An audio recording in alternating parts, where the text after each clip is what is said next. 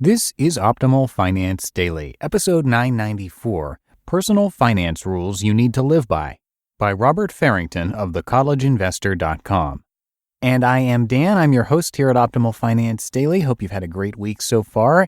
And it is Black Friday, and of course, over the last nearly 1,000 episodes here, we've heard a lot of different opinions about spending on stuff, so no judgment for me here, just good luck to you if you are searching for some bargains today. And before we get going for today, I want to thank Fundrise for their support. They're frequently mentioned as a recommended tool in blogs that I narrate here, and for good reason.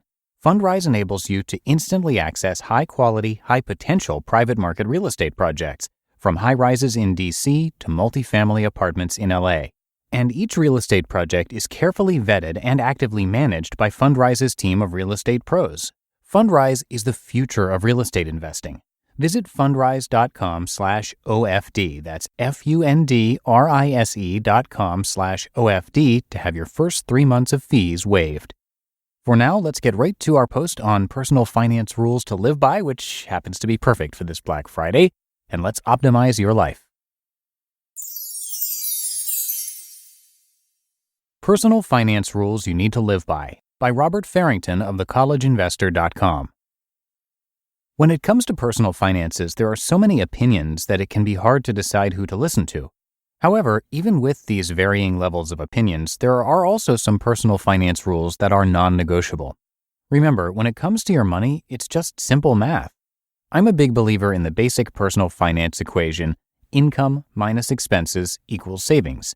That's it. There's nothing else to it. If you don't have any money left over each month, it's either because you spend too much or don't earn enough. With that being said, here are my personal finance rules that everyone should live by. Rule number 1, keep your finances organized. This is rule number 1 because we can't even have a discussion about your money if you don't know the basics of how much is coming in and how much is going out. While you don't have to have a full-blown, down-to-the-last detail budget, you do need to be aware of your personal finance habits. In almost every scenario of people getting themselves into debt, most have no idea how much they are spending or where their money is going. By getting organized, you can start to change things. When you start to watch how you're spending your money, you can start to make sure you're hitting your savings goals each and every time. Heck, you can start to create goals in general. So, how do you get financially organized? Well, there are a lot of ways, but the simplest way is to just set up an account on Personal Capital and link your bank accounts and credit cards. Personal Capital is great because it's free, it connects with most banks, and it will automatically track your income and expenses. All you need to do is look at the reports. Rule number 2, spend less than you earn. If you want to be financially successful, then you must spend less than you earn. As obvious as this sounds, it's something that many people struggle with. How many people do you know who have to live on credit cards? Probably too many. But here's the catch. A lot of people get caught up on spending less. They seem to forget the part about earn. You can always earn more, and the equation I mentioned earlier still works. And don't dismiss this key aspect. The amount of money you can cut out from your budget will always have a lower limit. You can't avoid food costs and rent. They will always exist. However, there is no upper limit on the amount you can earn. It just takes time and effort. You need to ingrain the habit of living below your means from a young age. If you can't tackle this, then there's no hope for your finances at all. Rule number 3, save and invest for the future. Look, at some point in time, you will no longer be able to earn income. It'll happen. You can't avoid it. For some, it'll be a matter of age. You will get too old and frail to work. For others, they might encounter an illness or disability that could prevent them from working. And for anyone, there could be unexpected events throughout life that will prevent you from earning an income, like losing your job, getting into an accident, etc. While there are many different views on how you should invest your money and what type of returns you're going to get, it's common advice to start saving and investing for retirement as soon as you can. Everyone needs to have an emergency fund, and everyone needs to save and invest for the future. You can get student loans for college, but there are no loans to get you through retirement. The earlier you start investing, the less money you need to save, thanks to compound interest. That's a pretty powerful reason to get started. Rule number 4, eliminate debt. I hate the discussion around good debt and bad debt. Debt is simply debt, and it means you owe someone money in exchange for something, usually interest and collateral. In the big picture, you need to eliminate it, and the faster you do it, the more financially successful you'll be. Debt is a drain to your monthly cash flow and is an unnecessary source of stress for most people. Going back to that personal finance equation, Debt is an expense, and for most people it is a much higher expense than it needs to be. Ideally, it should be zero.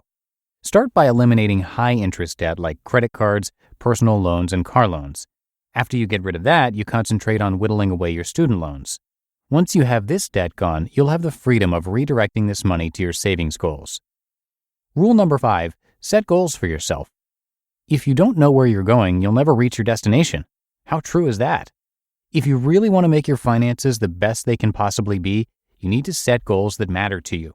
Sit down and set 1 or 2 big goals for the year and then break them down into doable steps.